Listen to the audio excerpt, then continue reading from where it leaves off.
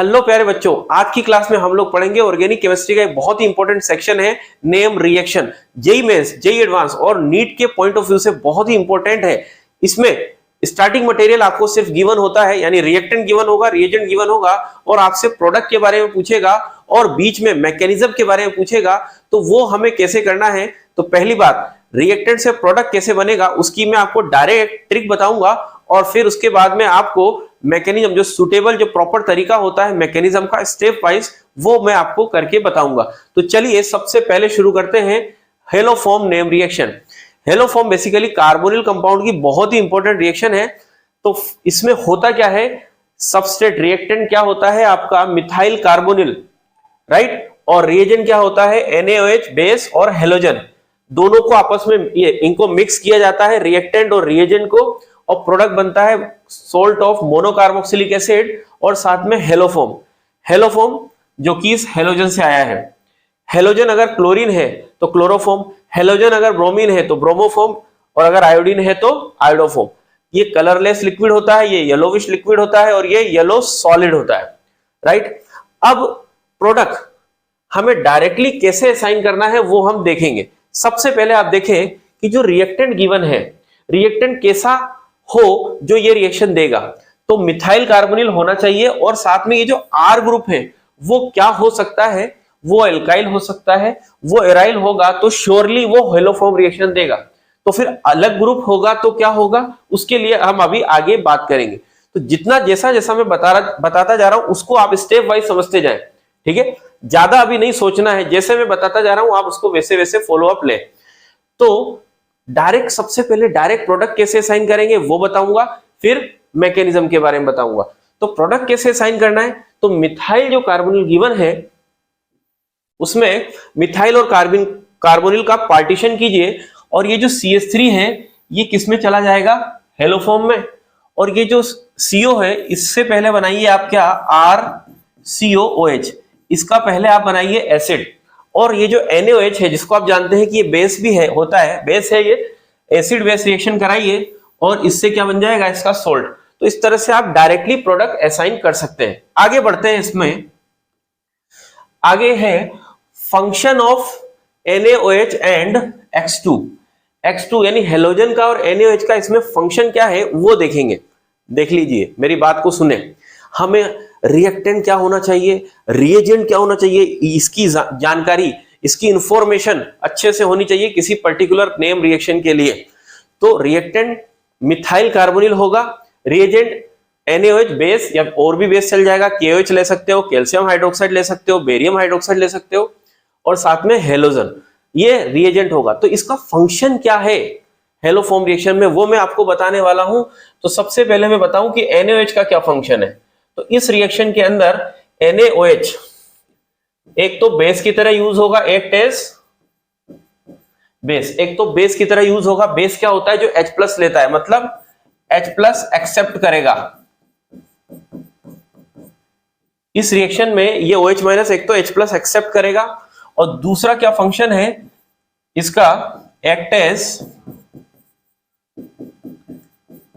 Nucleophile. इस reaction में ये न्यूक्लियोफाइल की तरह भी एक्ट करेगा, जो मैं आपको इस रिएक्शन में इसकी मैकेनिज्म में आपको बताने वाला हूं। इसके बाद X2 की बात करते हैं। X2 हेलोजन है। हेलोजन एक ऑक्सीडाइजिंग एजेंट का काम करती है। इसका काम करती है ऑक्सीडाइजिंग एजेंट। तो सबसे ज्यादा ऑक्सीडाइजिंग पावर F2 की होती है, देन Cl2, देन Br2 और देन I2। ये सबके सब क्या करते हैं, ऑक्सीडाइज कर देते हैं। तो organic compound like alcohol, 2 degree alcohol को कीटोन में, 1 डिग्री एल्कोहल को एसिड में कन्वर्ट कर देते हैं, ये ऑक्सीडाइजिंग एजेंट। अब इस ऑक्सीडाइजिंग एजेंट के में जो F2 जो होता है ये KMnO4 एसिडिक मीडियम में जो हम KMnO4 यूज करते हैं उससे भी ज्यादा ऑक्सीडाइजिंग है। इसी तरह से हम K2Cr2O7 जो कि इनऑर्गेनिक ऑक्सीडाइजिंग एजेंट है, बहुत पावरफुल है, इससे भी ज्यादा क्या होता है, ये ऑक्सीडाइजिंग होता है Cl2। तो ऑक्सीडाइजिंग एजेंट का काम करता है कौन, X2। NaOH का फंक्शन बता दिया, X2 का एक फंक्शन ये है। दूसरा X2 इस रिएक्शन में इसका काम क्या है, act as, work as electrophile. ये इस रिएक्शन में इलेक्ट्रोफाइल की तरह भी काम करता है, मतलब इसमें X पर पॉजिटिव चार्ज नेगेटिव चार्ज आता है by instantaneous dipole dipole interaction, instantaneous. तो इसकी वजह से ये इलेक्ट्रोफाइल की तरह काम करता है इस रिएक्शन में, जिसे मैं अभी आपको मैकेनिज्म में बताने वाला हूं। तो ये आपको फंक्शन पता होगा तभी इस रिएक्शन में आप प्रोसीड, इसकी मैकेनिज्म में आप प्रोसीड कर पाएंगे। नेक्स्ट है other example which give haloform reaction. Mechanism से पहले कुछ और एग्जांपल हम देखेंगे। तो हम इसको देखते हैं कि क्या ये हेलोफॉर्म रिएक्शन देंगे या नहीं देंगे। मिथाइल तो सब जगह दिख रहा है, बट हमें मिथाइल कार्बोनिल को देखना है, तो क्या ये देंगे या नहीं देंगे, तो बड़ा गौर से आप सोचेंगे और समझेंगे। देखिए, जैसा कि हमने जाना कि X2 और NaOH दोनों इसके अंदर लिया जाता है, तो X2 एक ऑक्सीडाइजिंग एजेंट है, and just I told you कि हेलोजन जो होता है वो अल्कोहल को ऑक्सीडाइज कर देगा। तो ये 2 डिग्री अल्कोहल है, इसको ऑक्सीडाइज कर देगा, तो ये आ जाएगा RC≡CH3। मतलब ये फिर से क्या बन गया, methyl carbonyl. Now it can give haloform reaction. तो आपको स्टार्टिंग मटेरियल अब ये ना देकर के ये दिया है, लेकिन ये इसमें कन्वर्ट हो जाएगा, तो श्योरली ये भी क्या दे रहा है आपका, हेलोफॉर्म रिएक्शन।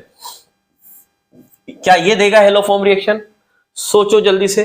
तो एक कार्बन पे 2 OH ग्रुप जेम डाइऑल कहलाते हैं, और ये अनस्टेबल होते हैं। डायरेक्टली यहां से ये H2O की फॉर्म में रिमूव हो जाएगा और RC≡CH3 बना देगा। तो ये भी मिथाइल कार्बोनिल बन गया, ये भी हेलोफॉर्म रिएक्शन देगा। इसमें देखिए, देखते जाएं, NaOH। अब जैसा कि मैंने आपको बताया, NaOH एक न्यूक्लियोफाइल की तरह भी काम करता है। तो यहां पे ये NaOH यहां पे अटैक करेगा और इसको यहां से बाहर निकाल देगा X को। किस टाइप की रिएक्शन होगी?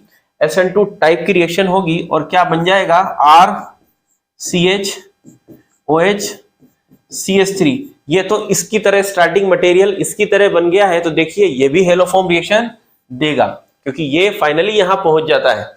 इसकी बात करेंगे तो यहां पर भी NaOH के 2 मॉलिक्यूल आएंगे, और 2 मॉलिक्यूल क्या करेंगे, एक OH इधर अटैक करेगा और इसको फायर कर देगा, दूसरा मॉलिक्यूल यहां अटैक करके इसको फायर कर देगा।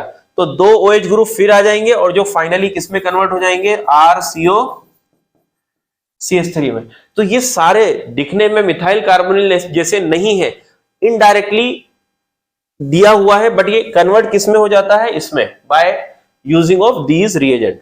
इन रिएजेंट से ये सब मिथाइल कार्बोनिल में कन्वर्ट हो जाएगा, जो फाइनली हेलोफॉर्म रिएक्शन देने के लिए रिस्पॉन्सिबल है। करेक्ट। आगे बढ़ते हैं अब हम मैकेनिज्म पे। आई होप यहां तक सब कुछ समझ में आ गया होगा। तो मैकेनिज्म में first step, RCOCH3 plus NaOH। ठीक है, तो क्या होगा कि NaOH का यूज आ रहा है, पहले है तो हेलोजन भी, तो NaOH क्या करेगा, OH माइनस यहां से H प्लस को एब्स्ट्रैक्ट करेगा, इस अल्फा हाइड्रोजन को, ये अल्फा कार्बन है और अल्फा कार्बन से अटैच हाइड्रोजन क्या है, अल्फा, और ये क्या है आपका, एसिडिक है। ये एसिडिक हो जाता है, क्यों हो जाता है, इसके इस CO के -M की वजह से ये एसिडिक हो जाता है। तो ये OH माइनस यहां से H प्लस चुरा लेता है, तो ये कुछ इस तरह से RC≡CH2 माइनस आ जाएगा। और जो हेलोजन है, नेक्स्ट स्टेप में जो आपका हेलोजन है, जैसा कि मैंने अभी बताया था कि हेलोजन इलेक्ट्रोफाइल की तरह भी काम करता है, ऑक्सीडाइजिंग एजेंट की तरह भी काम करता है। तो ये इस पे अटैक करके इसको यहां से बाहर निकाल देगा। तो RC मतलब ये तो न्यूक्लियोफाइल की तरह काम कर रहा है, और X2 किसकी तरह काम कर रहा है, इलेक्ट्रोफाइल की तरह काम कर रहा है। तो इसने इसको अटैक किया, इस X को बाहर निकाल दिया, तो RCOCH2X बन गया। तो ओवरऑल मैं क्या कह सकता हूं कि NaOH और X2 ने क्या कर दिया, हाइड्रोजन का, अल्फा हाइड्रोजन का डिस्प्लेसमेंट कर दिया, किससे, हेलोजन से। Overall we can say this one alpha hydrogen replaced by X यानी halogen by NaOH and X2। तो फिर से क्या करेंगे हम कि 2 मॉलिक्यूल यूज कर लेंगे NaOH का, और मॉलिक्यूल किसके यूज कर लेंगे, हेलोजन के, और 2 मॉलिक्यूल NaOH के। तो ये दोनों फिर से 2 हाइड्रोजन को रिप्लेस कर देंगे, किससे, हेलोजन से। तो finally we are getting RCOCH3।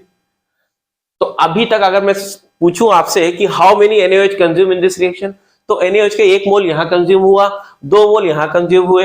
Halogen कितना कंज्यूम हुआ, हेलोजन के 1 मोल ये और 2 मोल ये, टोटल हेलोजन के 3 मोल कंज्यूम हुए रिएक्शन में।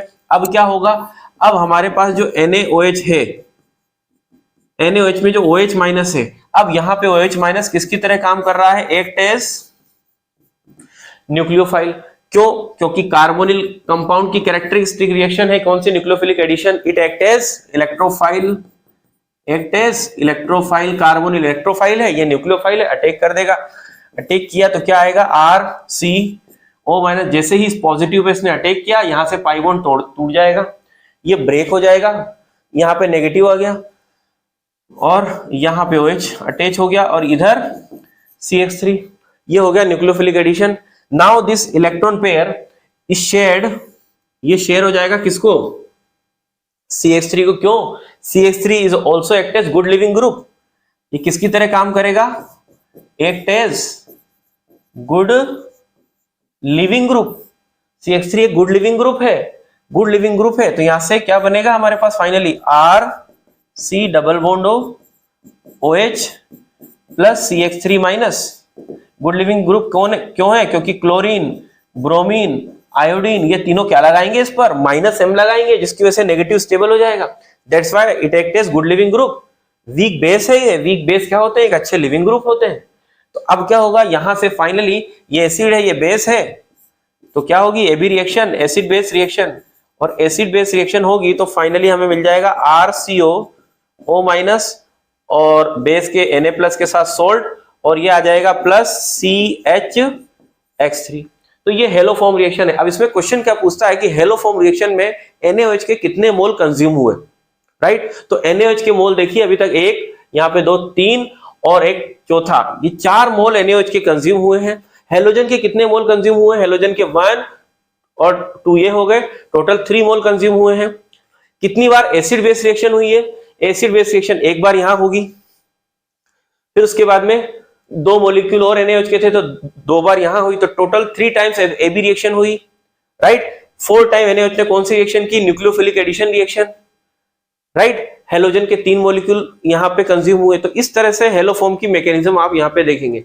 अब हेलो फॉर्म के जो एक्सेप्शनल केस हैं उसको मैं सेकंड लेक्चर में आपको बताऊंगा।